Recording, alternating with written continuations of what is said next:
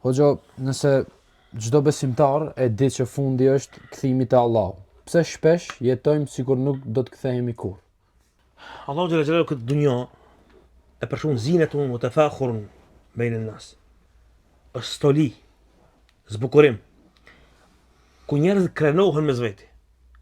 Wa takathur, ku njerëzit krenohen me atë se kanë shumë.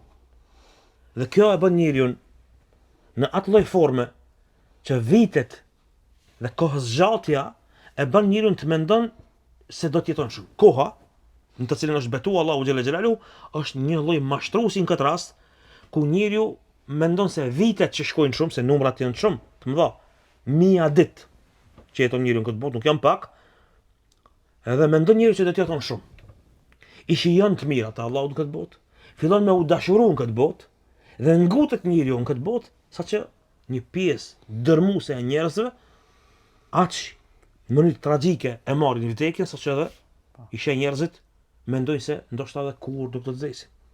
I sheh njerëzit në momentin që vdesin apo marrin lajmin për të dashurit e vet, se u kanë ndruar jetë, ata duhet me marr hapa, duhet me marr ilaç, duhet me marr diçka patjetër për me kalu ata, dhe nuk kanë mundësi me besu këtë. Apo nëse ju ndodhin njerëz tragjedi ndryshme, e sheh njerëz nuk kanë mundësi me kapërcyer ata, dhe ka për njerëz që vdesin vet mas asaj më herë. Nuk kanë mundësi me duru, sepse njeriu dashurohet në këtë botë. Dhe është pjesë përbërëse e asaj që Allahu e ka kriju njeriun kështu. Mirë po ajo çka është ilaç për njeriun është Kurani.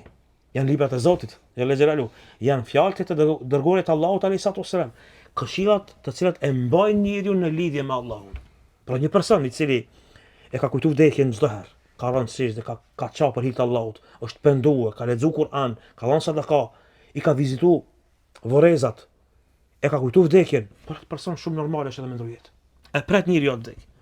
Sikur disa prej muslimanëve, në momentin e shtatit të vdekjes, i ka thonë djarit vet, o biri jem, a e sheh kët qosh, ç'pjes që e ki po. I kam lexuar kaq edhe kaq hatme të Kur'anit, mos ki dert se baba jot është përgatitur për këtë ditë. Ti mos ki dert as pak. Unë jam duke ndru jetë, ama jam duke shku te Allahu faqe bardh. E kjo është ajo pjesa e ngushëllimit vërtet. Por kjo botë është mashtruese.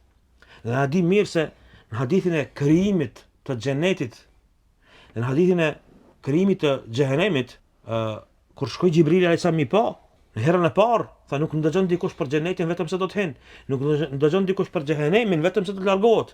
Por kur Allahu e stolisi xhehenemin me stolitë e kësaj bote, dhe pastaj kur u rrethu xhenetin me vështirësitë e kësaj bote, Xhibrili alayhis salam e thotë kundërtën, kam frikë se askush nuk do të hin xhenet, dhe kam frikë se çdo kush i cili ndëgjon për xhenetin, po të ipet pas xhenet, pas xhehenemit. Allahu ju shpërbleft.